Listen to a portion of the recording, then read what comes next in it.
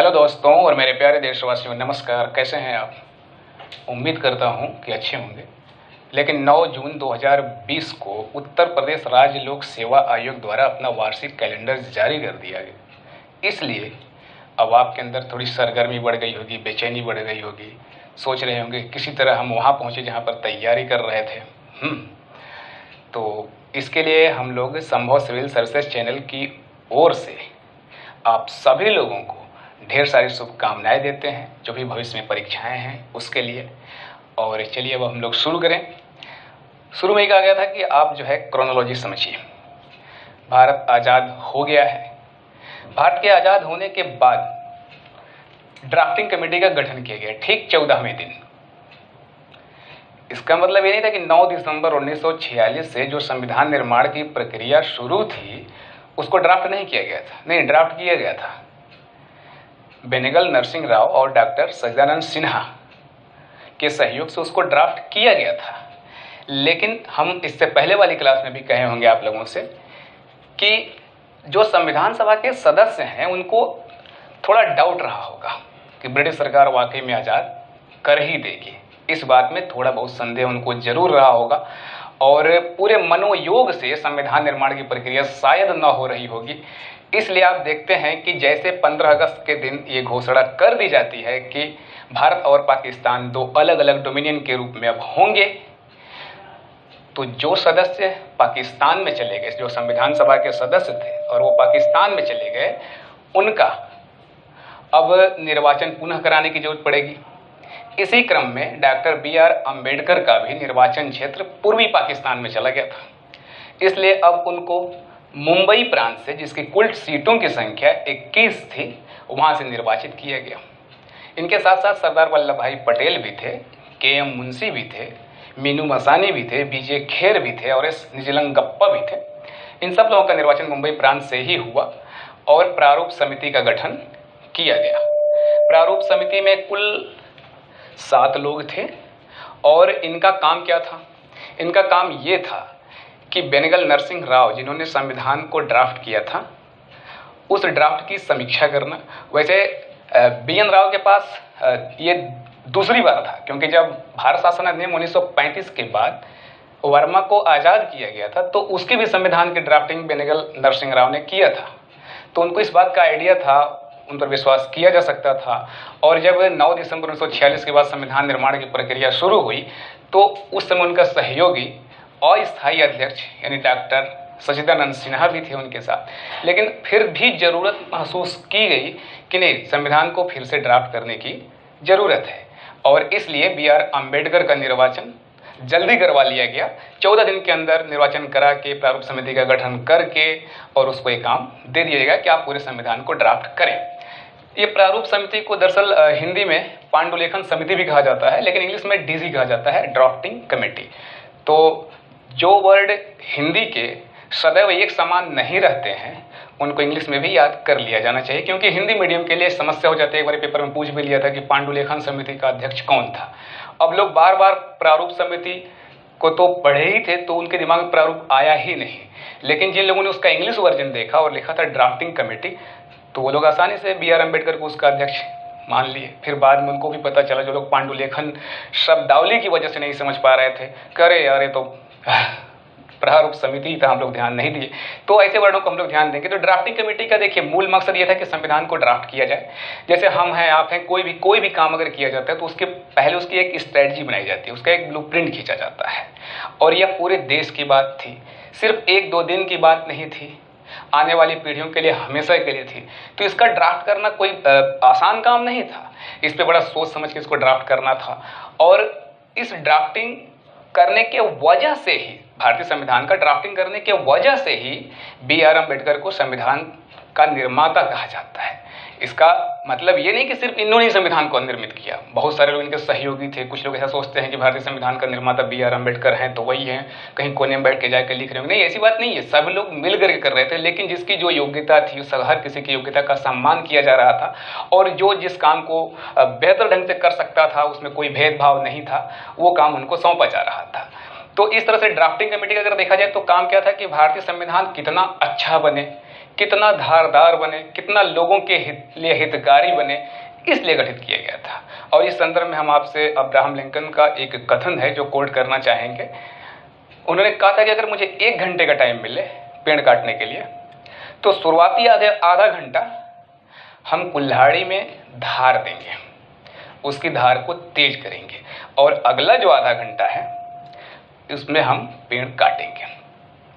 तो देखा जाए तो ड्राफ्टिंग कमेटी या जब हम स्ट्रेटजी अपनी बनाते हैं तो हमारा यही मकसद होता है कि किस तरह से हम अपने टारगेट तक जल्दी और जल्दी पहुंच जाएं। तो ड्राफ्टिंग कमेटी का ये काम था। तो 29 अगस्त को इसका गठन हुआ है। पहला और दूसरा पृष्ठ आप सोच रहे होंगे पढ़ा दिया गया, नहीं पढ़ाया नहीं गया, उसके बारे में बात हुई है। आप समझने में से कोई दिक्कत नहीं आई होगी कि आप ना समझ पाए होंगे, लेकिन फैक्ट याद नहीं होंगे सारे। उस फैक्ट को हम लोगों को याद कराना है। लेकिन परंपरागत तरीके से भी इंडियन पॉलिटी की 3 क्लास चली है, तो उसमें याद करवाने वाली बात नहीं थी। और आप सोच भी रहे होंगे कि 3 क्लास हो गई, याद करवाने वाले के लिए जो ट्रिक की बात थी वो तो आई नहीं अभी सामने। तो आज उससे आपका सामना होने जा रहा है। तो वही है, ये अब जो आप देख रहे होंगे कि ये क्या लिखा हुआ है, पहले से गिनती लिखा हुआ है। अगर कुछ और लिखा होता तो बात समझ में आती। तो गिनती है, हाँ ये गिनती ही है। तो इस गिनती को हम लोगों को याद करना है और पढ़ना है। तो पहले ड्राफ्टिंग कमेटी के बारे में एक लाइन और बोल दें, ताकि हम लोग यहाँ आएंगे तो हम लोगों को ये लगे कि हम लोग कैसे उछल के यहाँ आ गए। ड्राफ्टिंग कमेटी ने शुरू में लगभग जो है उसमें, लगभग नहीं, 8 जो है उसमें अनुसूचियों का उल्लेख किया था और 315 अनुच्छेद थे। लेकिन फाइनली जब ये निर्मित हुआ तो अनुसूचियां 8 ही थी, उसमें भाग उसके 22 हो गए और अनुच्छेद जो है 395 हो गए। इसके पहले जो भारतीय संविधान को ड्राफ्ट किया गया था बेनेगल नरसिंह राव द्वारा, तो उन्होंने 243 अनुच्छेद उसमें बताया था और 13 अनुसूचियां थी।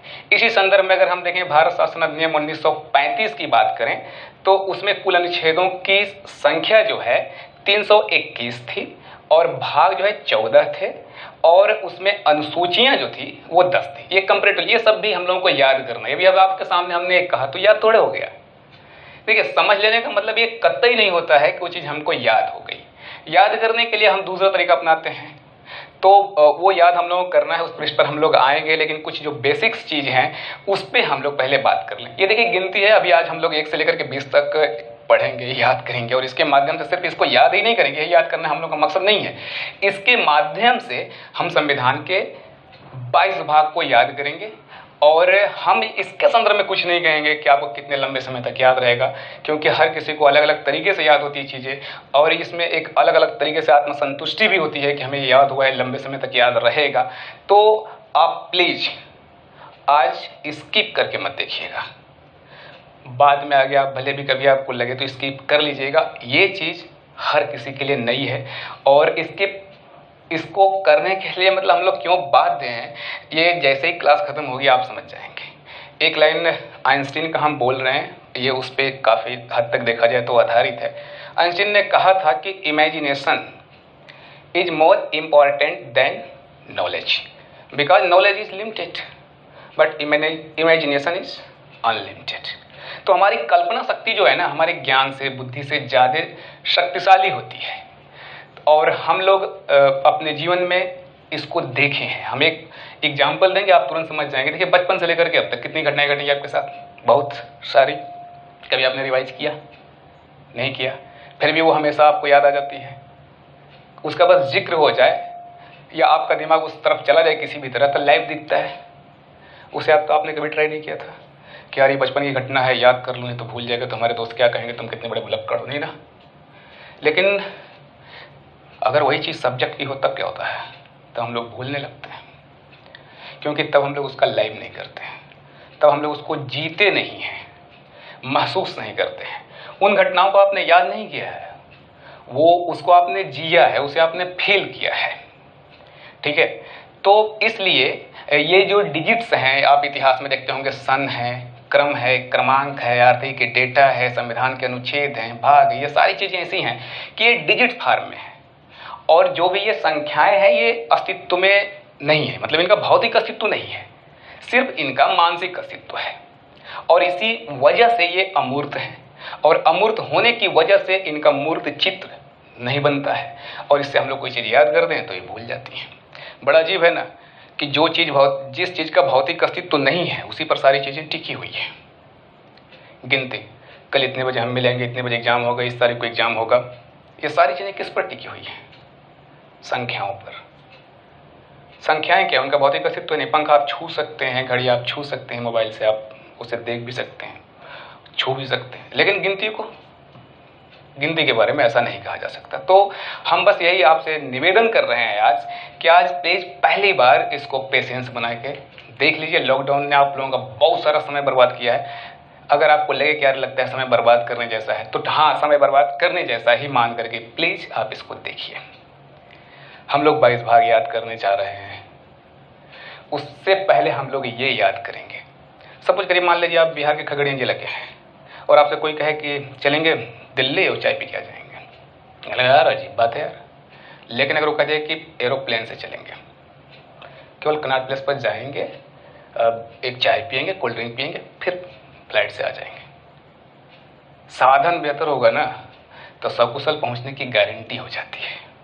तो आज हम लोग जिन साधनों से याद करेंगे, जो परंपरागत तरीका, उससे हमको आपको परिचित नहीं कराना है, आप उससे परिचित ऑलरेडी हैं, तो ये साधन के रूप में काम करेगा। ये हम लोगों का साध्य नहीं है। साध्य हम लोगों का जो फैक्ट्स हैं, जो कॉन्सेप्ट्स हैं, उनको अच्छे तरह से याद कर लेना। ये साधन के रूप में कैसे काम करने जा रहे हैं उसके बारे में हम बात कर लें। देखिए, चलिए गिनती याद करते हैं, बड़ी आसानी से याद होगा। अगर आपका बच्चा भी बगल में बैठा होगा ना, तो उसे आप पूछ लीजिएगा, वो 5 मिनट बाद बता देगा। उसे याद करने में भार नहीं है। 4 साल से हम लोग याद कर रहे हैं, दावा नहीं पूरा विश्वास है कि बस आप केवल आराम से सुने, आपको याद हो जाएगा। देखिए, यहाँ 1 है, 1 यहाँ हम लोग राइम विधि है, पृष्ठ संख्या 4 पर है। अगर आपके पास नोट्स है तो आप खोल लीजिए, नहीं नोट्स है तो प्लीज, इसीलिए उसका लिंक दिया गया है PDF में कि आप जाके फोटो स्टेट करा लें, आपको लिखना ना पड़े, हमको भी यहाँ लिखना ना पड़े, समय बचेगा, आसानी हो जाएगी, इसीलिए किया गया। तो प्लीज, अगर अभी तक आप लोग नोट्स का फोटो स्टेट नहीं करवाए हैं तो प्लीज करवा लीजिए। मात्र 21 पेज का है, चाहे तो पहला पृष्ठ न करवाइएगा, 1 पेज बच भी जाएगा, ठीक है। तो ये 1 है। 1 को हम लोग आज के बाद क्या कहेंगे? सन। और सन माने क्या होता है? सूरज। मतलब 1 को 1 तो हम लोग जानते ही है ना, बताया गया ना, लेकिन क्यों 1 है, 1 ही क्यों है, ये तो नहीं बताया गया, और आपने मान भी लिया। तो आज से आप यह भी मान लीजिए कि 1 जो है सन है, और सन की छवि बनती है। सन क्या है? सूरज। SUN, सन बराबर सूरज, SON, सन बराबर बेटा। तो हम सूरज भी इसको मान सकते हैं, हम बेटा भी मान सकते हैं, ठीक है। तो ये आज के बाद 1 सन, इसको कहते हैं राइम विधि।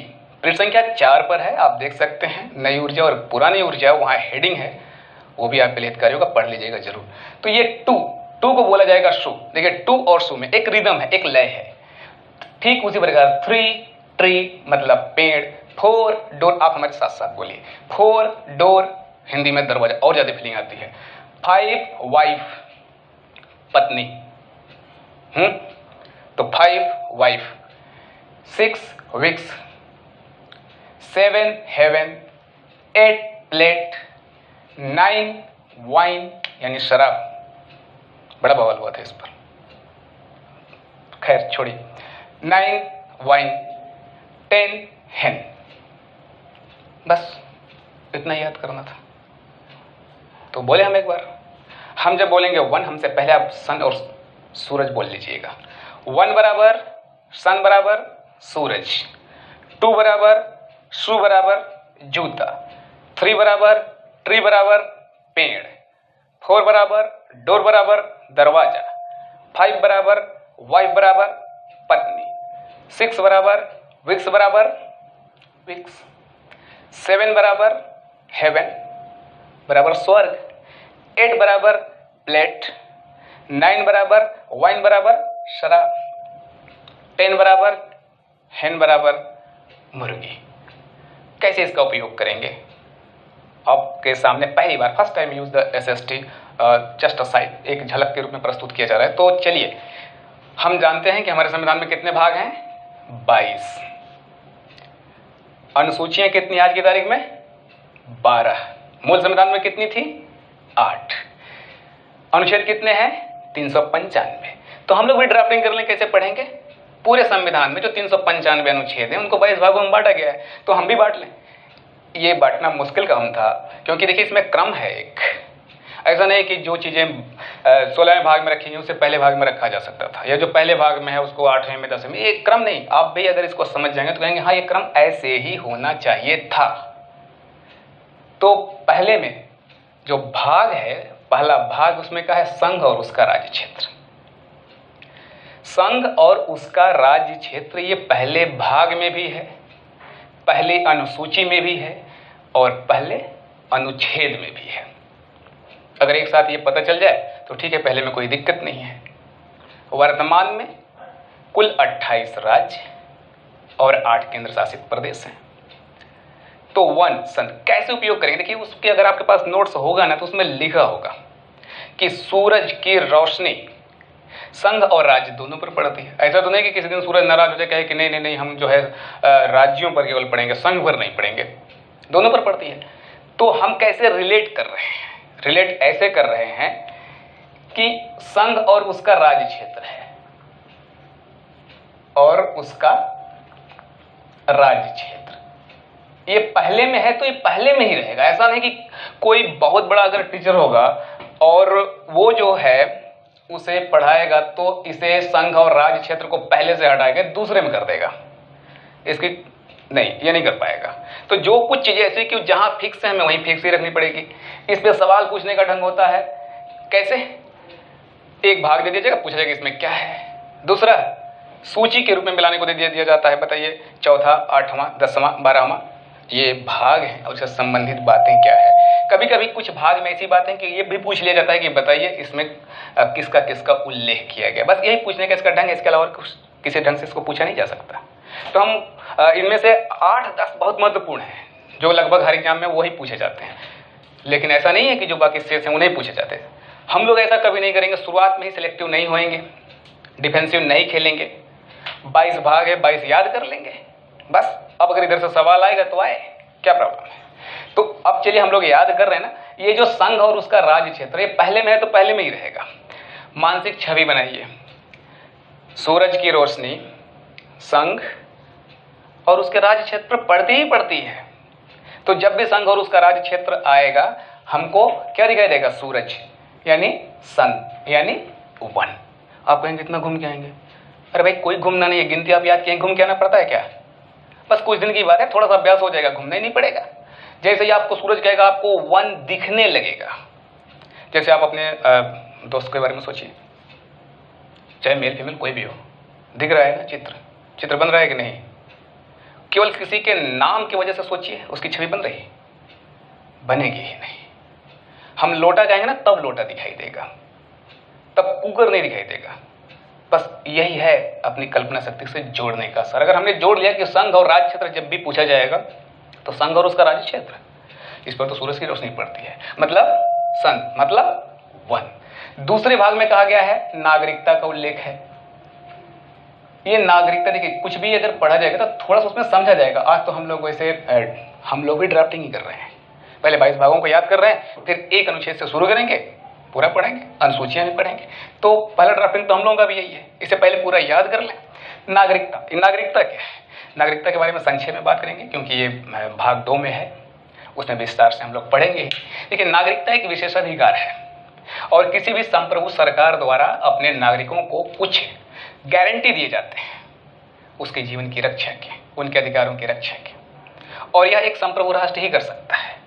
और संप्रभु राष्ट्र अपने नागरिकों के बीच कोई भी भेद नहीं करता। There are no any differences between our citizens.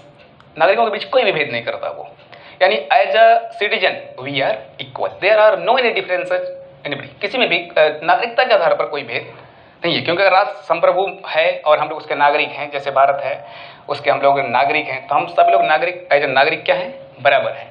और जो भारत का नागरिक नहीं होगा, जो भारत का नागरिक नहीं होगा, सपोज करिए किसी तरह भारत की सीमाओं में घुस जाए तो क्या करेंगे हम लोग, ये हमारी सरकार क्या करेगी, जूता मारेगी और क्या करेगी। आप इसके संदर्भ में देखे होंगे लॉकडाउन से ठीक पहले CAA, NPR ये सब चल रहा था ना, तो नागरिकता को लेकर ही चल रहा था। तो अगर कोई गैर नागरिक है जो हमारी भौगोलिक क्षेत्र की सीमाओं में प्रवेश करता है बिना हमारी इजाज़त के, उसको जूते मारे जाएंगे। मतलब उसको दंडित किए जाएंगे। आज के बाद अगर कभी पूछा जाएगा नागरिकता का उल्लेख कहाँ किया गया है, तो आपको तुरंत दिख जाएगा जूता मारा जाएगा। तो जूता मारा जाएगा तो सू हो जाएगा, तो टू हो जाएगा। ये इतना टाइम नहीं लगेगा, शुरुआत है इसलिए इतना टाइम लग सकता है कि अच्छा पहले आएंगे जूता पर, फिर सू बोलेंगे, फिर टू बोलेंगे, फिर हिंदी में कहेंगे, तो नहीं, आराम से हो जाएगा। तो जो भी गैर नागरिक होगा उसे हम क्या करेंगे, जूता मारेंगे।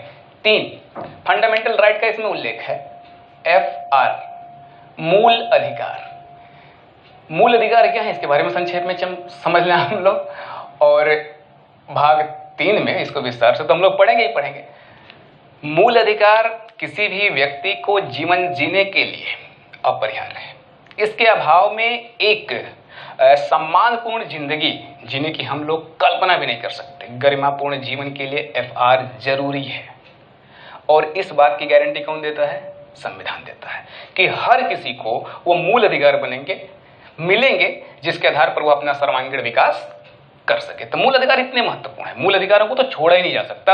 अगर अधिकारों के संदर्भ में हम बात करें तो वो मूल अधिकार ही हैं जिनको सबसे ऊंचा सर्वोत्कृष्ट स्थान दिया जा सकता है अधिकारों के संदर्भ में। तो मूल अधिकार बहुत जरूरी है। इसका उल्लेख किस भाग में है, भाग 3 में है। देखिए, मूल अधिकार जरूरी है, लेकिन आप बताइए क्या पेड़ काटना मौलिक अधिकार है? जो 6 मौलिक अधिकार प्रदान किए गए हैं उसमें पेड़ काटना कोई मौलिक अधिकार नहीं है। तो जब भी अब पूछा जाएगा कि मूल अधिकार का उल्लेख कहाँ है, तो आपके दिमाग में आएगा अच्छा पेड़ काटना मौलिक अधिकार नहीं है। तो अब आप आसानी से इसको याद करेंगे, भार नहीं पड़ेगा, दिमाग पर बोझ नहीं पड़ेगा कि यार इसको ढोना है, याद कर लिया, भूल भी सकता है। कैसे भूल सकता है? जब भी मूल अधिकार की बात आएगी क्या होगा, मूल अधिकार जरूरी है लेकिन पेड़ काटना हमारा मौलिक अधिकार नहीं है। वैसे भी पर्यावरण बड़ा क्षतिग्रस्त हो रहा है और है भी नहीं, अधिकार नहीं है। तो ये मूल अधिकार जो है वो हमको मिले हुए हैं, लेकिन पेड़ काटने का अधिकार नहीं दिया गया उस मूल अधिकारों में। अब हम दरवाजा पर आते हैं। इसमें जो है DPSP का उल्लेख है, directive principle of state policy, राज्य के नीति निदेशक तत्व। यह संविधान के भाग 4 में है और इसी के माध्यम से भारत में सामाजिक और आर्थिक लोकतंत्र की स्थापना होती है। राज्य के नीति निर्देशक तत्वों के अध्याय में ही राज्य से एक उम्मीद रखी गई है कि वह अपने नागरिकों के जीवन को बेहतर बनाने के लिए भला चीजों में उनको सुविधाएं प्रदान करेगा। तो ये नीति निर्देशक बहुत जरूरी है और ये हर एक लोकतांत्रिक राष्ट्र या लोक कल्याणकारी राष्ट्र जो है अपने नागरिकों को ये अधिकार प्रदान करता है, मतलब ये सुविधाएं प्रदान करता है। अब नीति निदेशक तत्व का संबंध किस भाग से है, तो ये 4 से ही रहेगा, ये नहीं बदलने जा रहा कभी। अब इसे हम लोग कैसे याद करें? याद ऐसे करेंगे, देखिए राज्य के नीति निदेशक तत्व में जो ये नीति है ना, हम सिर्फ इसको मार्क करेंगे। देखिए आपको कल्पना नहीं करनी, बस बात ध्यान से सुनिए, कल्पना हो जाएगा। हूँ इस नीति, नीति कौन है? कौन है नीति? भाई नीति जैसा कि नाम से लग रहा है लड़की है, तो कोई भी लड़की होगी तो उससे आपका क्या मतलब है? नहीं, उसका संबंध आपसे है। नीति निदेशक तत्व का बड़ा महत्वपूर्ण स्थान है हमारे संविधान में, पीटी से लेकर के मेंस तक हर जगह इसके संदर्भ में आपका कॉन्सेप्ट बेहतर बने, इसके संदर्भ में जो भी बातें आपके यहाँ दिमाग में हमेशा उसके लिहाज से उस पर सेट हो जाएं, तो इसके बारे में हमको थोड़ी सी कल्पना कर लें। तो नीति कौन है उसको हम बताने जा रहे हैं। अभी आपको नहीं मालूम, थोड़ी देर के लिए इमेजिन कर लीजिए, आपके भैया की चाहे वो कजिन हो चाहे सगे हों, शादी में आप गए थे। इस समय से लॉकडाउन की वजह से शादियाँ जो है रुकी हुई, बड़ा मतलब थोड़ा सा संकुचित दायरे में हो रही है, लेकिन उसके पहले की बात हम कर रहे हैं। तो आप शादी में गए हुए हैं और शादी में आप जानते हैं आप भी बड़ा बन ठन के जाते हैं, और लड़कियों का तो पूछिए ही मत, वो भी सज सवर के आती ही आती हैं। तो नीति को आपने पहली बार वहीं देखा था, मंडप में, शादी के मंडप में आपने देखा था, और जो होना था आपके साथ हो गया। और क्या आपको अच्छी लग गई नीति, तो जो भी अच्छा लग जाता है भाई वो 24 घंटे दिमाग में चलता है, इसमें कोई डाउट नहीं है। कोई कबूल करे इस बात को, एक्सेप्ट करे, और मतलब एक्सेप्ट ना करे कोई फर्क नहीं पड़ता है। और ये आपका पहला क्रश है भाई, अगले दिन तो बारात आ ही जाएगी, आप भी आ गए, लेकिन आपके दिमाग में जेहन में कौन भरा है इस समय, कौन घर कर गया है? नीति। और अब आप उसके बारे में 24 घंटा सोचते हैं, सोचते सोचते अगर सो भी जाते हैं तो नीति ही आ जाती है। अब आपके पास नंबर नहीं है उसका, सिर्फ आपने देखा था, सब कुछ आपके साथ हो गया, अब आप क्या करेंगे? जो आप करेंगे हम तय कर दे रहे हैं कि आप क्या करेंगे।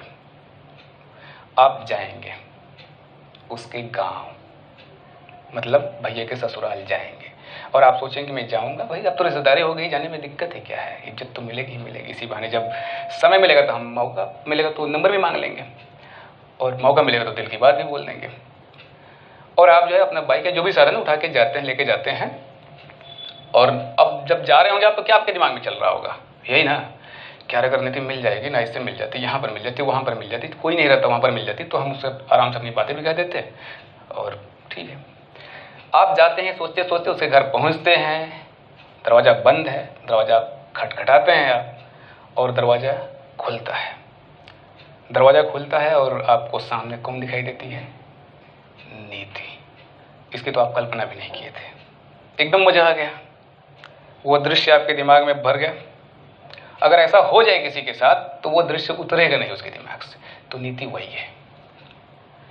तो अब आप क्या कहेंगे? जब पहली बार भैया के ससुराल गए थे, जो मकसद था, मकसद तो किसी को आप बताए नहीं होंगे, ना कोई बताएगा, लेकिन ये बात तो आपके दिमाग में हमेशा बनी रहेगी ना कि दरवाजा किसने खोला था? नीति ने खोला था। तो आज के बाद जब भी नीति निर्देशक तत्व की बात आएगी, आपके दिमाग में यही दृश्य घूमना चाहिए। अगर आप केवल सुन भी लिए होंगे तो देखिए, मुझे पूरा यकीन है कि आपकी इमेजिनेशन पावर इतनी जबरदस्त है ना कि पढ़ाई को छोड़ के बाकी हर जगह आप लगाते हैं, उसका प्रयोग करते हैं, और बहुत करते हैं। तो इसका प्रयोग अपनी कल्पना शक्ति के इधर भी करिए, बस सिर्फ इतना ही रिक्वेस्ट है आपसे। तो दरवाजा किसने खोला? नीति ने खोला। 5वें में क्या है? संघ की कार्यपालिका का उल्लेख है। संघ की कार्यपालिका, और अगर संघ की कार्यपालिका 5वें भाग में है तो 5वें में रहेगा भाई, या तो कोई याद करवा दे, नहीं तो हम किसी भी तरह से रट लें। तो संघ की कार्यपालिका का उल्लेख 5 में है। 5 का मतलब 5 है, मतलब वाइफ है, हिंदी में पत्नी है। ये शब्द सुन के मतलब अच्छा लगता है कि चलो ठीक है, पत्नी। तो ये पत्नी जो है, इसका संबंध किससे है? संघ की कार्यपालिका से। बस एक छोटा सा और दृष्टांत दूंगा इसको समझने के लिए। मान लीजिए सपोज करिए आप किसी लड़की से बड़ी मोहब्बत करते हैं और एक क्षण के लिए आप भारत के राष्ट्रपति बन जाइए। संघ की कार्यपालिका में जो है राष्ट्रपति, उपराष्ट्रपति आदि का उल्लेख है। तो आप एक क्षण के लिए राष्ट्रपति बन जाइए। कहेंगे नहीं बनेगा। अरे बन जाइए, कल्पना बनने में क्या जाता है। तो आप जो है भारत के राष्ट्रपति हैं, और जिस लड़की से मोहब्बत है उसे अब इतनी आपने बताया नहीं है, लेकिन आप बता रहे हैं, और जब बताते हैं तो उसकी एक अजीबोगरीब शर्त आती है। वो कहती है कि शादी करूंगी तुमसे, लेकिन शर्त ये है कि जिस पद पर तुम हो, यानी संघ की कार्यपालिका शक्ति जो इस समय तुम्हारे पास है, सैद्धांतिक दृष्टिकोण से, औपचारिक दृष्टिकोण से भारत की ये शक्ति जो है राष्ट्रपति के पास ही होती है, तो वो तुम्हें मुझे ट्रांसफर करना पड़ेगा। और मान लीजिए ट्रांसफरेबल है, तो अब आप क्या करेंगे? राष्ट्रपति का पद छोड़ के उससे शादी करेंगे? भाई देखिए, इसके बारे में सबका अलग अलग मत हो सकता है, और अगर आपको ऐसा लगे कि वो नहीं तो कोई नहीं, तब तो आप कुछ भी सौदा कर सकते हैं।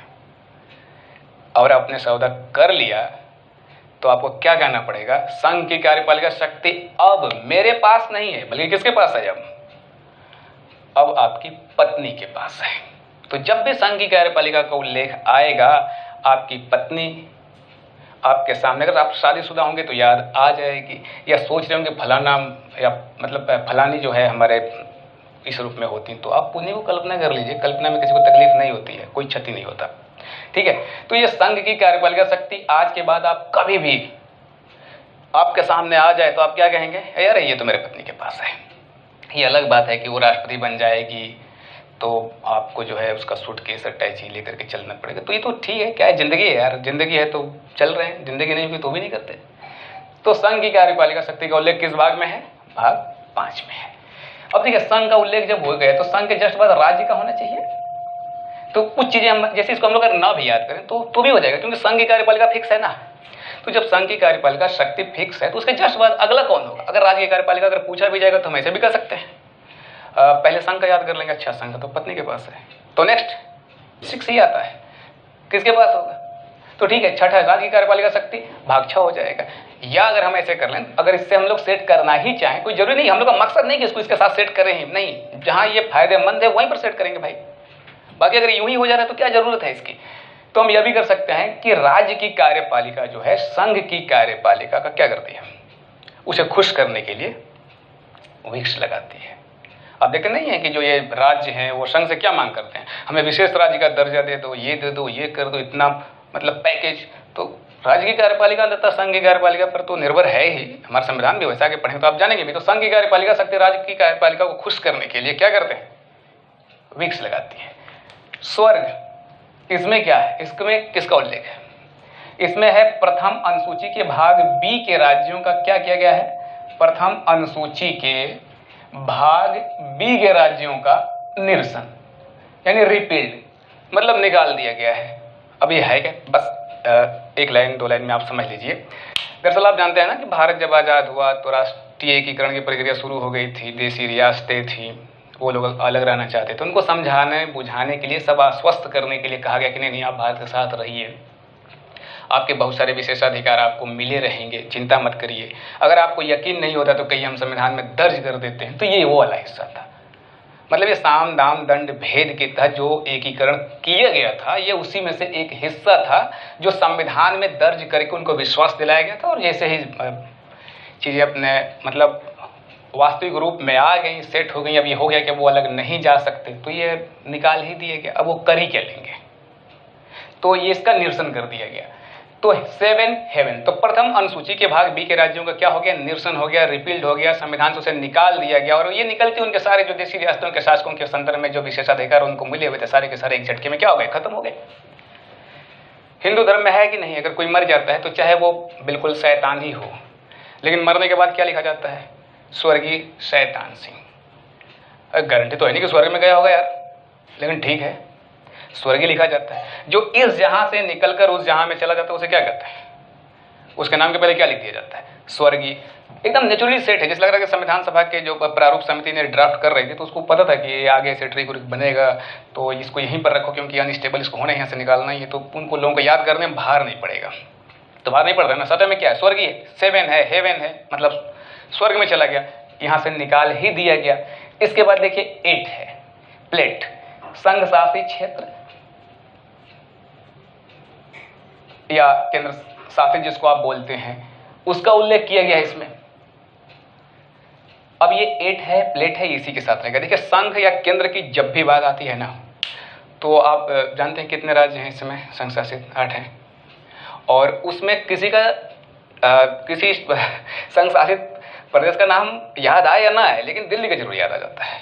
और दिल्ली का याद आते ही आपको सब याद आ जाता होगा, मुख्तार वाले केजरीवाल साहब, उनका याद आ जाता है। तो आप इसको दो तरीके से याद कर सकते हैं। जैसे मान लीजिए 8 है, प्लेट है, ठीक है, तो आप कह सकते हैं कि संघराज क्षेत्रों का चुनाव चिन्ह क्या होता है, प्लेट होता है। अगर थोड़ी और फीलिंग में जाएं तो हम ये कह सकते हैं कि जरा इमेजिन करिए एक क्षण के लिए, अगर कोई केजरीवाल साहब को ये कह दे कि आप प्लेट में बैठ जाएंगे तो आपको कोरोना छू भी नहीं सकेगा, लेकिन प्लेट शर्त यह है कि वो प्लेट कैसा होगा, चीनी मिट्टी का होगा और एकदम थीन होगा, पतला होगा। तो इसका मतलब बैठेंगे तो टूटेगा ही, फूट ही जाएगा। लेकिन अगर उनको ऐसे ख्वाब आ जाएं, या हो सके ईश्वर ने ही आगे बता दे उनको, तो कर ही लेंगे, इसमें करने में क्या है। तो जरा सोचिए एक क्षण के लिए, आप जो है श्री अरविंद केजरीवाल जी को प्लेट में बिठाइए, चीनी मिट्टी का, छोटा नहीं प्लेट है, इतना बड़ा प्लेट होगा, तब ना बैठेंगे आराम से। वो नहा धो के आते हैं और गमछे हम लपेटे हैं और वही पानी करके बैठ जाते हैं। जैसे उसमें बैठते हैं केजरीवाल साहब, तो प्लेट के फूटने की आवाज़ आती है। वो आवाज़ कैसे आएगी, बोलेंगे कैसी आएगी आवाज़, चीनी मिट्टी जो चिटकता है उसकी आवाज़ कैसे आती है। और इसको क्लास में बड़े लोग अजीब तरीके से बताते, कोई बुड़बुड़ कहता था, कोई भड़बड़ कहता था, कोई चट चट कहता था। तो बस कुछ भी होगा ना, आवाज़ तो होगी ना। तो अरविंद केजरीवाल साहब जैसे संघ क्षेत्र या केंद्र शासित प्रदेश की बात है, केजरीवाल साहब कहाँ बैठे थे, प्लेट में बैठे थे, आवाज़ भी आई थी अच्छी खासी। तो अब ये यही रहेगा। अब आइए जरा देखिए 9 इसमें पंचायती राज का उल्लेख है, पंचायती राज। और पंचायती राज के अंतर्गत ही आप जानते हैं कि प्रधानी का चुनाव होता है। और इंडिया में सबसे चपंत चुनाव जो होता है वो किसका होता है, प्रधानी का ही होता है, वो इसी के अंतर्गत होता है। और यह भी तय है, देखिए ये भी कितना नेचुरली सेट है ना, प्रधानी के चुनाव में शराब खूब बढ़ते हैं कि नहीं, एकदम ललकार के बढ़ते हैं। तो पंचायती राज की जब बात आएगी तो प्रधान जी की बात आएगी, प्रधान जी की बात आएगी तो प्रधान बने कैसे हैं, तो ज्यादा संभावना यही है कि चुनाव के ठीक पहले लोगों को जम के शराब पिलाया होगा।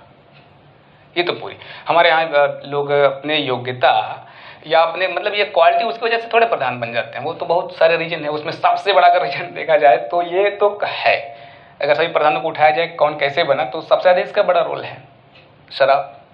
अगर मान लीजिए कोई खूब शराब पिला रहा है, 1 महीना पहले से पिला, लोग पगला के जाकर उसको वोट मारेंगे, बहुत अच्छे आदमी, जब देखो तब पिलाते रहते हैं, मजा आता रहता है, आराम से ललकार के जाइए, वोट करिए, अपने भी करिए, अगले को भी करवाइए, तो जीतना तो तय है प्रधानी में अगर कोई शराब को जम के बांटता है तो पंचायती राज का उल्लेख कहाँ है? 9 वाइन शराब, लेकिन आप पहुंचे कैसे? शराब, वाइन, 9 नो। 10वें में आते हैं, 10वें में देखते हैं अनुसूचित और अनुसूचित जनजाति क्षेत्रों का जो है उल्लेख है इसमें। इसको संक्षेप में हम लोग ये बोल लें, SC और ST क्षेत्रों का उल्लेख कहाँ किया गया, किस भाग में किया गया? तो भाग 10 है, 10वें भाग में इनका उल्लेख किया गया है। अब इसको हम लोग को रिलेट कैसे करना है? रिलेट ऐसे करना है, देखिए आपके सामने से एक मतलब जब भी आप पढ़ेंगे इस तरह की चीज़ें तो आपके लिए एक टास्क होगा। टास्क कैसा होगा? पहले आप अगर हिंदी मीडियम के होंगे तो कक्षा 6 में जब गए होंगे ना, तब आप हिंदी का इंग्लिश में अनुवाद शुरू किए होंगे, ABCD पढ़ना शुरू किए होंगे। फिर आपको दिया जाता रहा होगा राम जाता है खाता है, उसको इंग्लिश में ट्रांसलेट करके बताइए, 6 दिन से स्कूल नहीं आ रहा है, तमाम इस तरह के मिलते होंगे ना। फिर इंग्लिश का सेंटेंस होता है, उसको हिंदी में अनुवाद करना होता है। अब क्या आपके साथ होगा? अब आपके साथ क्या होगा कि 2 वर्ड दे दिए जाएंगे, 3 वर्ड दे दिए जाएंगे और ये कहा जाएगा कि आप इससे कंप्लीट सेंटेंस बनाइए। और जब उसे आप एक कंप्लीट सेंटेंस में जो भाव दे, अब ये नहीं कि कुछ भी बोल दें, वो वाक्य में आने चाहिए और उसके मतलब और मायने भी निकलने चाहिए, ठीक है। तो वैसे ही आपके सामने कौन सा वर्ड दिया गया? एक मुर्गी है और एक SC ST है। अब इसको हम लोगों को 2 वर्ड मिला हुआ है, इन्हें क्या करना है? इनको लेकर के एक वाक्य बनाना है जिसमें भाव भी उत्पन्न हो। देखिए अगर सामान्य ढंग से सोचा जाए तो ये सही बात है कि SC ST जो है उनकी आर्थिक स्थिति कमजोर होती है, अगर उनको कोई बड़ा व्यापार करना हो तो नहीं कर पाएंगे, इसलिए छोटा मोटा व्यवसाय कर लेंगे। और उनमें से कौन व्यवसाय उनके लिए ज़्यादा मुफीद होगा जिसमें कंपल्सरी लगा करके कम से कम शुरुआत तो की ही जा सकती है? तो रिलेटेड टू मुर्गी हो सकता है, मुर्गी हो सकता है, मुर्गी का अंडा हो सकता है, तो ये हो सकता है। तो हम लोग कैसे रिलेट करेंगे? रिलेट ऐसे करेंगे कि अगर SC ST एरिया में आप जाइए तो ज़्यादातर लोग आपको मुर्गी पालन करते हुए दिख जाएंगे, क्योंकि वह उनकी आर्थिक क्षमता के अंतर्गत आता है। तो SC ST क्षेत्रों का उल्लेख किस भाग में किया गया है? तो जैसे ही SC ST आएगा तो उनके एरिया में वाकई में थोड़ा सा नेचुरल भी है कि वो आर्थिक स्थिति कमजोर होने की वजह से ये वाला काम वो करते हैं। लेकिन हाँ, एक बार फिर मैं आपको, या चूँकि पहली क्लास है, मैं आपसे रिक्वेस्ट करता हूँ जब इस तरह की बातें हम लोग बोलेंगे तो देखिए अभी आप पहला दिन सुन रहे हैं तो आपको थोड़ा सा अजीब लग सकता है, लेकिन हम लोग का मकसद बिल्कुल नहीं है किसी की भावना को ठेस पहुँचाना, बिल्कुल नहीं है। तो जो भी चीज़ हम लोग जैसे होंगे उसके आधार पर हम लोग उसको सेट करेंगे, ठीक है। तो इसका मतलब ये नहीं होता किसी के दिल को दुखाना, नहीं, ये बिल्कुल नहीं है। इस बात का अगर आगे भविष्य में ऐसी कुछ फिर चीज़ें सुनेंगे या तो पढ़ेंगे तो उसे आप माइंड मत करिएगा, प्लीज़, आपसे रिक्वेस्ट है। तो SC ST एरिया में जो है क्या है, ज़्यादातर लोग कौन सा काम करते हुए पाए जाएंगे? मुर्गी पालन का काम करते हुए पाए जाएंगे, ओके। अब अगर मान लीजिए अगर आपके पास नोट्स होता तो आप उसे देख भी रहे होते, लेकिन नोट्स नहीं है आपके पास, जब मतलब ज़्यादातर लोगों के पास नहीं है नोट्स। तो चलिए सुनिए ही और बात करते हैं। संघ और राज्य क्षेत्र का उल्लेख कहाँ है? संघ और राज्य क्षेत्र का उल्लेख कहते ही सूरज याद आ रहा है कि नहीं? नागरिकता, नागरिकता आते ही जूता याद आ जाएगा। गैर नागरिक क्या खाएंगे? जूता। जैसे हम कहेंगे मूल अधिकार, तो मूल अधिकार का मतलब पेड़ याद आया। उसी तरह से दरवाजा किसने खोला? आप तुरंत बोल रहे होंगे नीति। संघ की कार्यपालिका शक्ति किसके पास है? आप कहेंगे ताल ठोक के मेरी पत्नी के पास है, कहेंगे ना। और अगर संघ की कार्यपालिका है तो फिर राज्य की कार्यपालिका नेक्स्ट वाला भाग आ जाएगा। या राज्य की कार्यपालिका संघ की कार्यपालिका को क्या करती है? विक्स लगाती है खुश करने के लिए।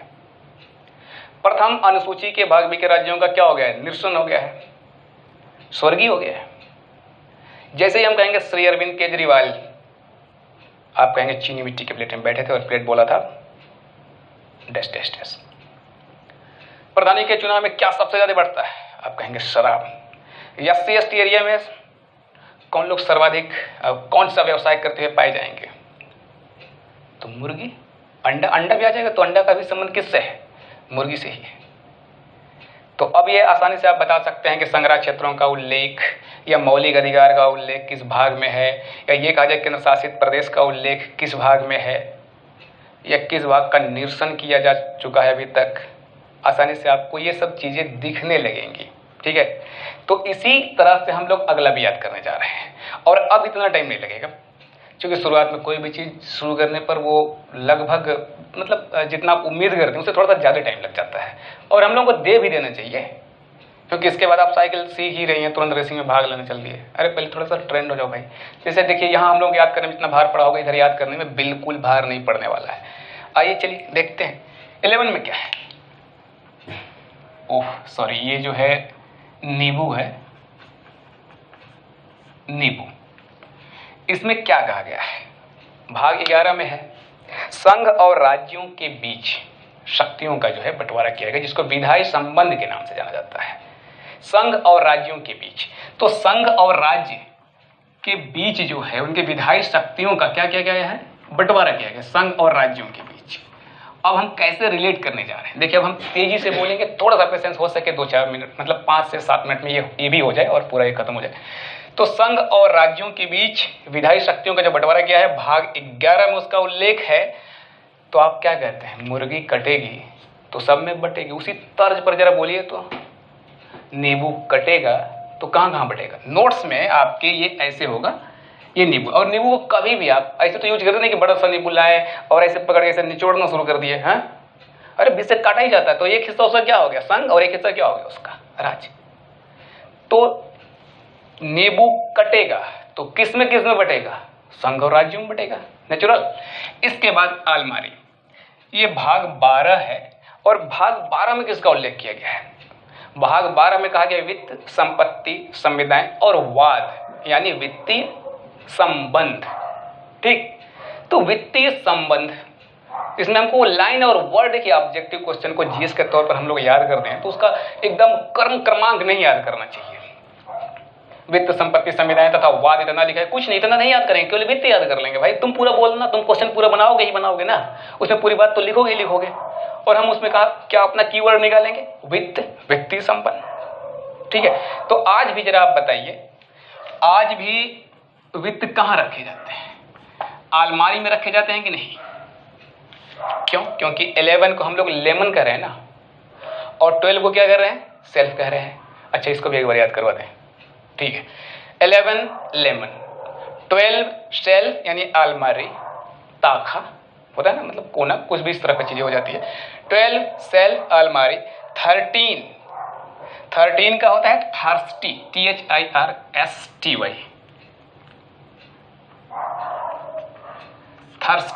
थर्स्टी माने क्या होता है? प्यासा। 14 को फोर्ट और इन, मतलब किला में, तो 14 का सिंबल क्या हो गया? फोर्ट यानी किला। 15 यानी लिफ्टिंग, लिफ्ट अक्सर आप भी लेते हैं, लोग लेते हैं, लेना भी चाहिए लिफ्ट। तो लिफ्ट का मतलब क्या होता है? उठना जल्दी। तो 16 को हम लोग क्या बोलते हैं? 16 को बोला जाता है स्वीट 16। हिंदी अनुवाद करेंगे तो क्या होगा? 16 वर्षीय नवयुवती। तो 16 का संबंध किससे है? स्वीट 16 से है। गाना सुना, 16 बरस की बाली उम्र को सलाम। अगर एक दिन भी आगे हो जाए तो सलाम वापस ना, तो कोई बात नहीं। ये 16 जो है, ये 16 वर्षीय नवयुवती। 17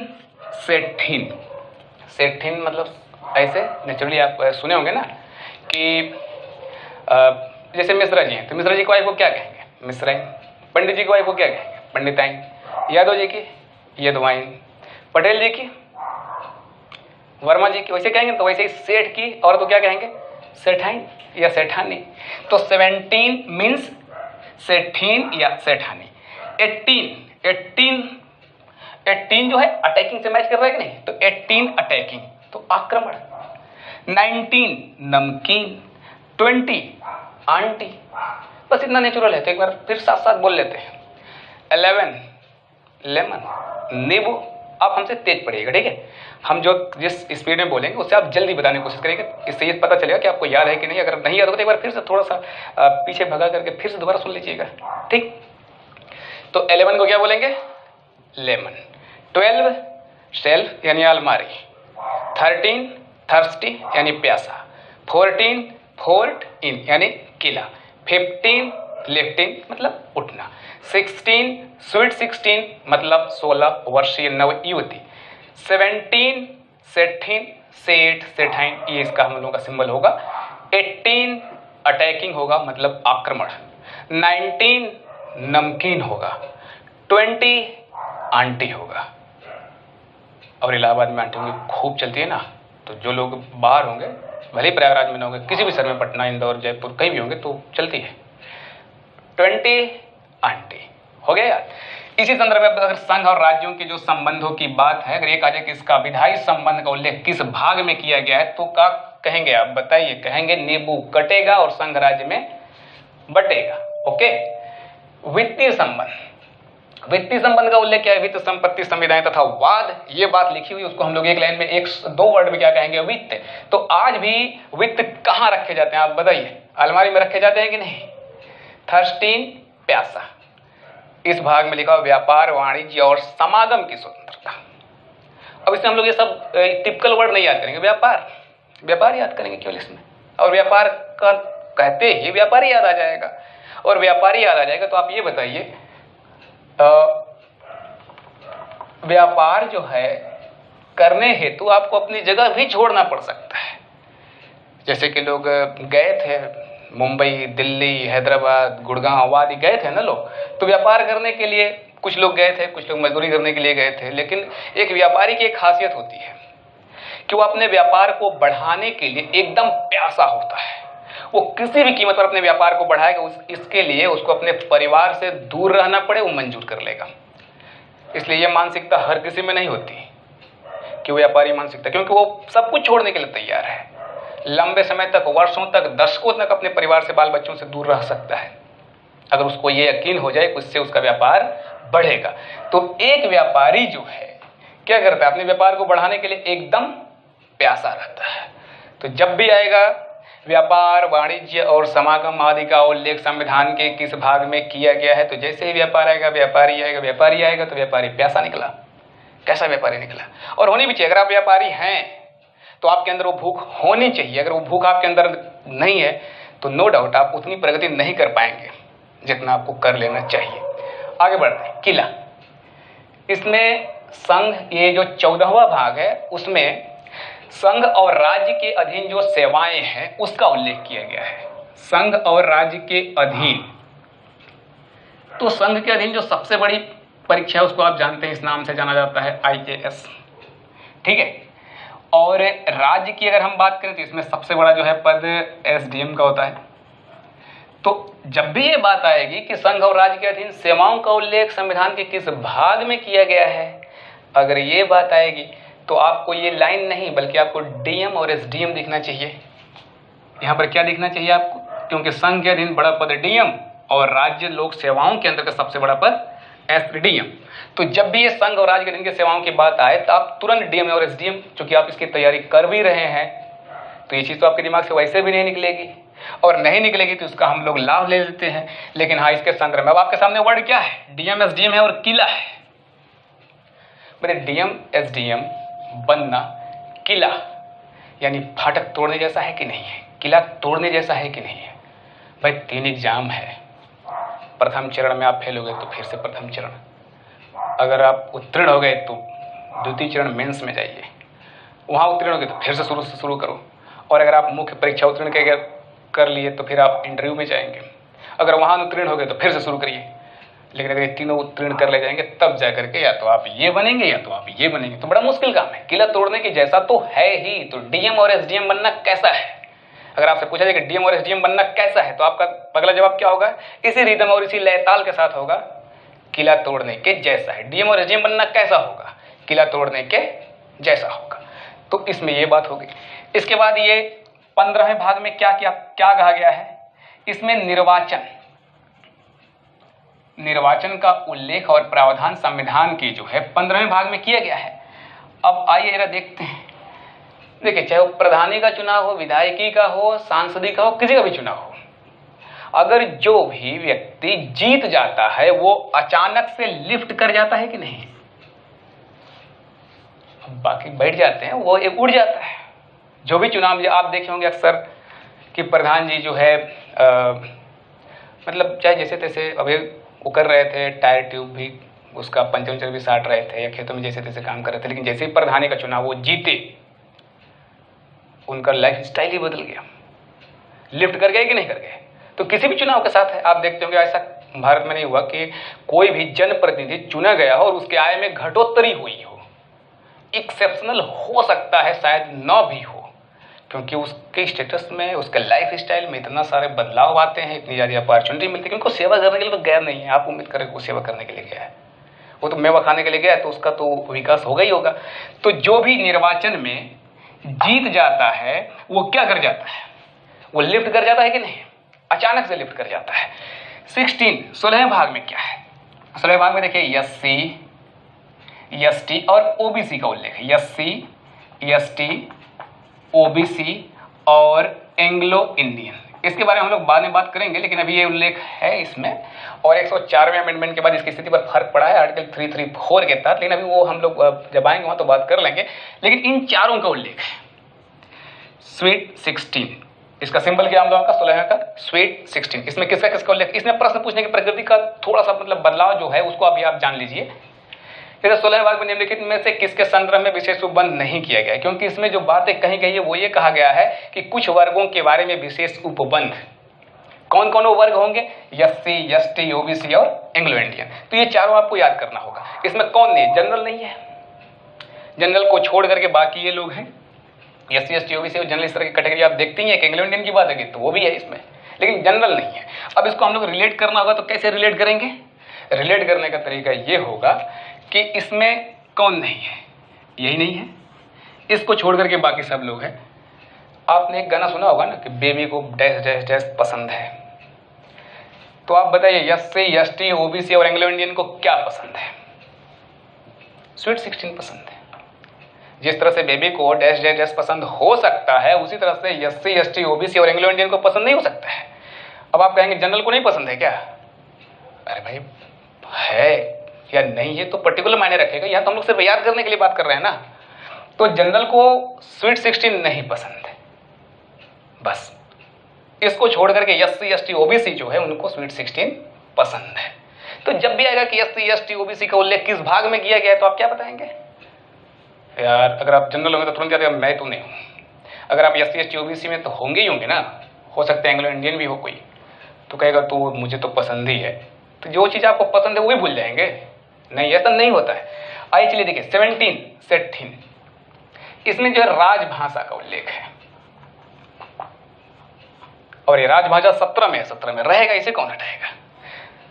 कैसे? तो 17 का हम लोग कोड क्या है? 17, सेठीन, सेठानी या सेठाई।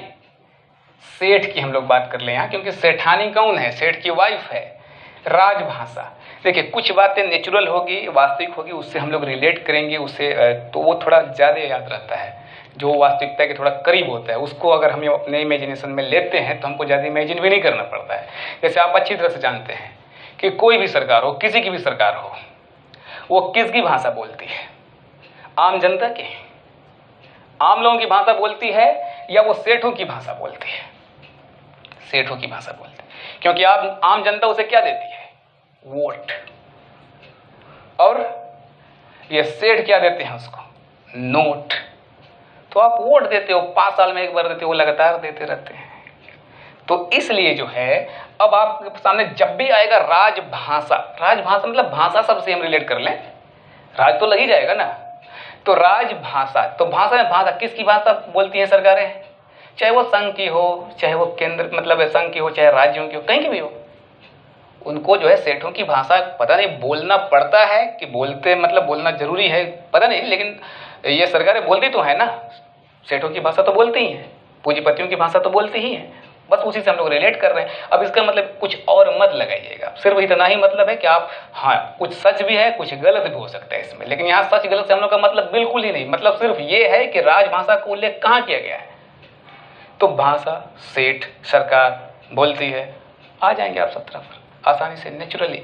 इसके बाद आप आइए देखिए, ये 18 है, इसको अटैकिंग कहा गया है और इसी में आपात उपबंध का उल्लेख है। आपात उपबंध। अब 18 है अटैकिंग, इसका इंग्लिश में है, हिंदी में इसको बोलते हैं आक्रमण। जब भी आपात स्थिति आएगी तो कब आएगी, कुछ न कुछ किसी न किसी रूप में आक्रमण हुआ है तभी ना आपात आएगी, कि सब कुछ ठीक रहेगा तब भी आक्रमण मान लेंगे उसको, नहीं ना।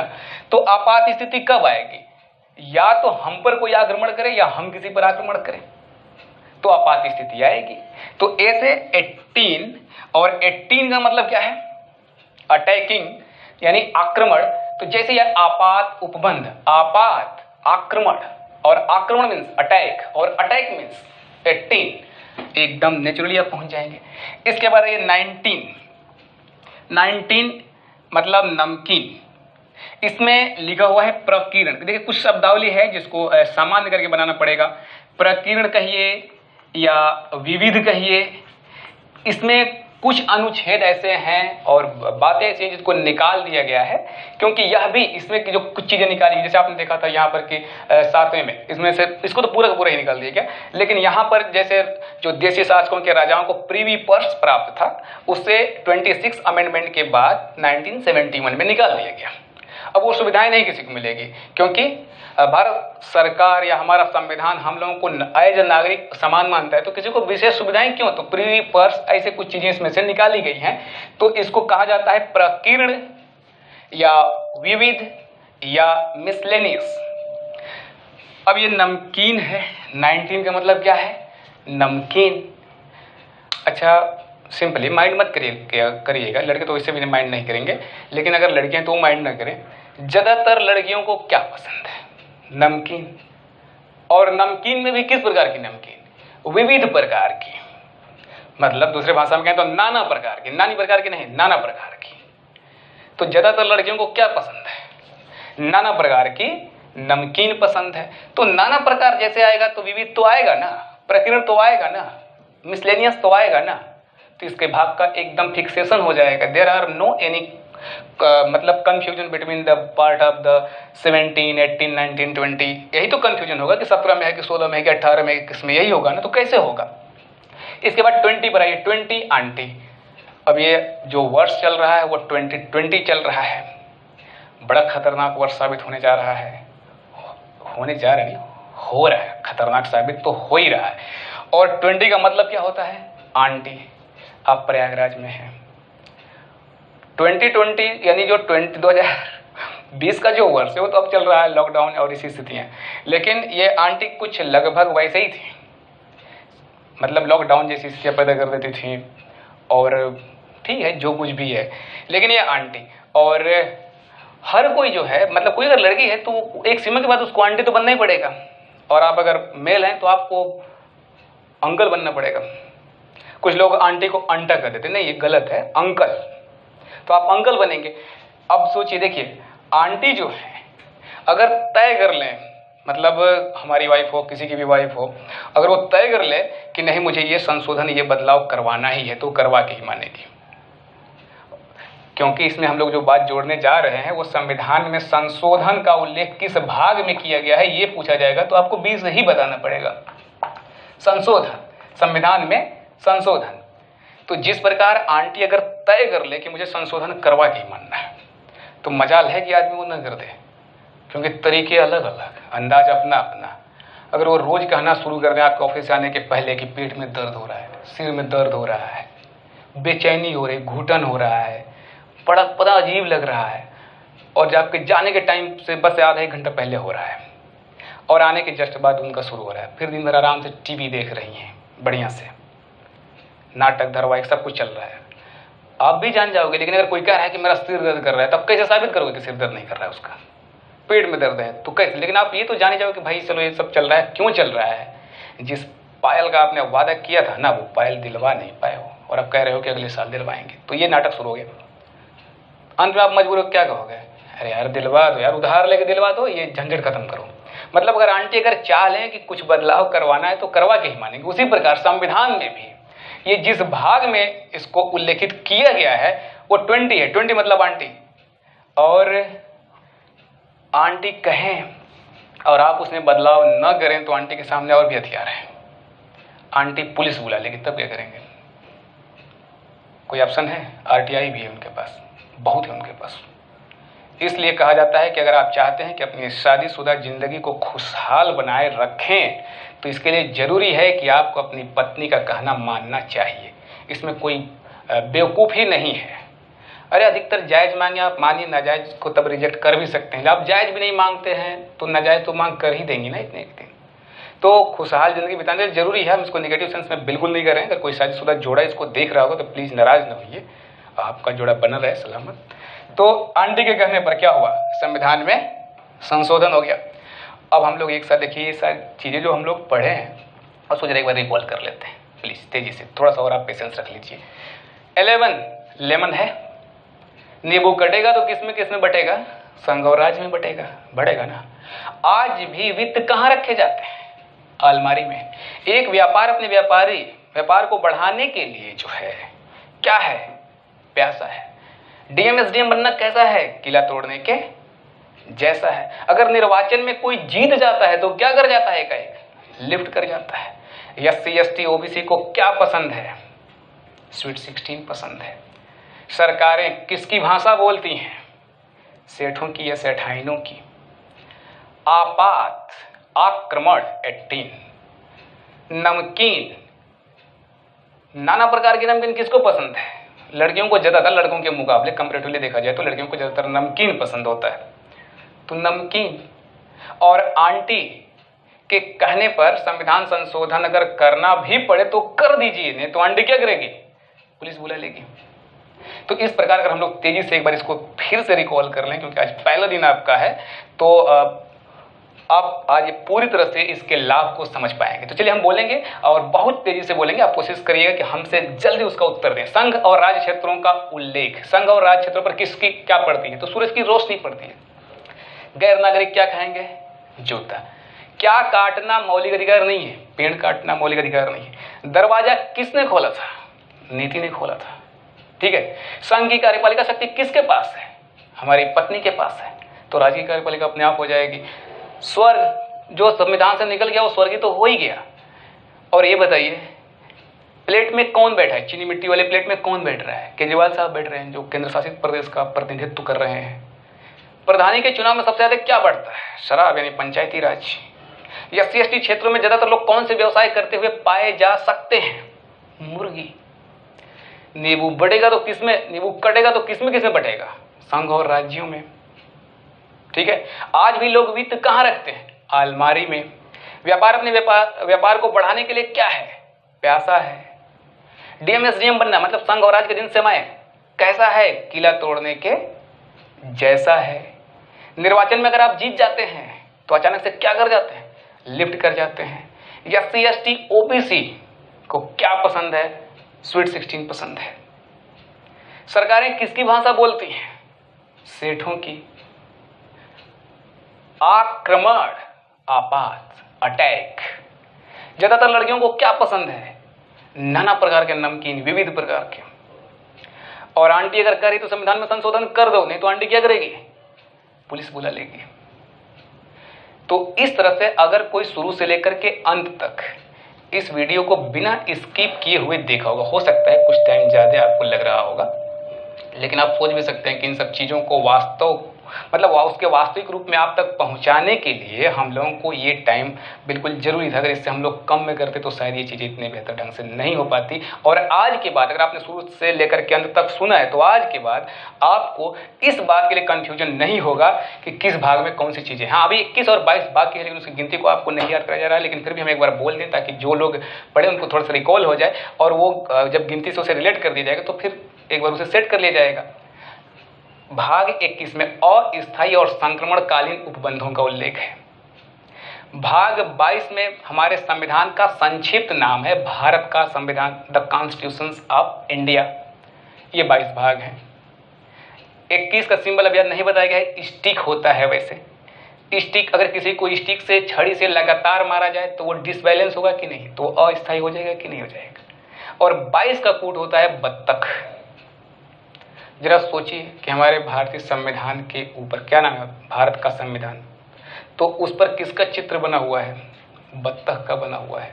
तो जब ये भारतीय संविधान की बुक देखेंगे, किताब देखेंगे, इसकी बात चलेगी तो उसका हर किताब के ऊपर, उसके फ्रंट पर कुछ न कुछ बना होता है। तो भारतीय संविधान के फ्रंट पर क्या बना हुआ है, बत्तख बना हुआ है। तो इस प्रकार आज जो है पहली बार आपको एसएसटी से परिचित, एसएसटी ये नहीं है, एसएसटी की एक झलक है, उससे आपको परिचित कराए जाने की कोशिश की गई है। पहले और दूसरे पृष्ठ को हम लोग याद करवाएंगे, कुछ बेसिक्स हैं उनको पढ़ने के बाद तब हम ये काम करेंगे। और पृष्ठ संख्या 21 जिसमें मौलिक कर्तव्यों का उल्लेख है, उसे आप एक नज़र पढ़ लीजिएगा, क्योंकि अगला टॉपिक हम लोगों का वही होगा। और अगर अभी तक आपने चैनल सब्सक्राइब नहीं किया है तो ये हम्बल रिक्वेस्ट है आपसे कि सब्सक्राइब करिए, लाइक करिए, डिसलाइक मत करिए, सुझाव दे दीजिए। भाई हम सुधार करने के लिए तैयार हैं, फिर भी हमको क्यों आप डिसलाइक करेंगे, बताइए, तैयार हैं हम ना। और अधिक से अधिक लोगों को शेयर करिए। आपके अच्छे भविष्य की कामना के साथ इस क्लास को यहीं पर विराम देते हैं। धन्यवाद।